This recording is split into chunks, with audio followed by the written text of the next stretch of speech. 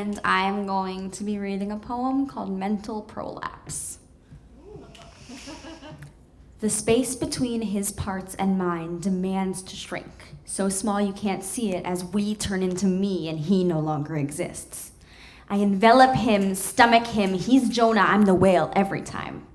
Longevity is hereditary and I'm stuck here in purgatory, a second person people pleaser dripping with disease, go the distance with ease they tell me, though I've been crawling all this time and my knees are the texture of the gravel they push against, and I don't know if I'll ever be the same.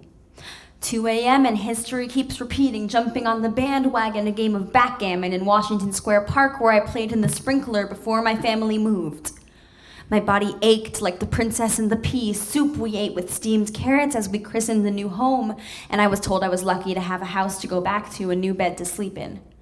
And that bed has seen everything, heard every doorbell ring, glistening wood and bite marks from where I teethed too late in life, bite marks on my pillow as I turn into we, places their parts aren't supposed to be, and things my brain shouldn't be thinking about.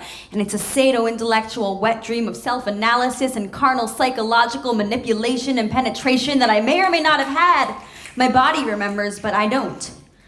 It's too potent, the language, the intoxication, breath-forming condensation in my ear, and I hear nothing.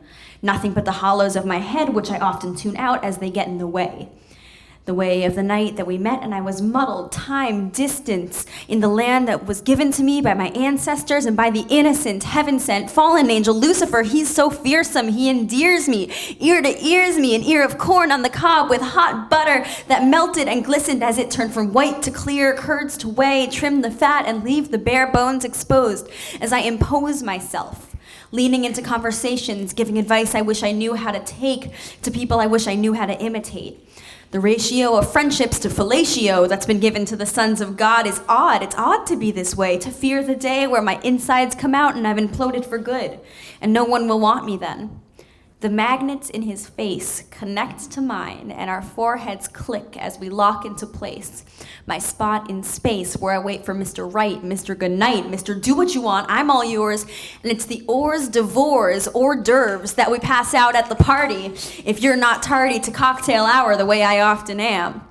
Fashionably late, fashionably standing outside the gates, unable to be let in as I wait patiently, my intestines dragging on the dusty road behind me, picking up debris the way I often do, debris doomed to be alone as my attitude loses its magnitude, protruding guts, he kisses my innards finally. It was bound to happen.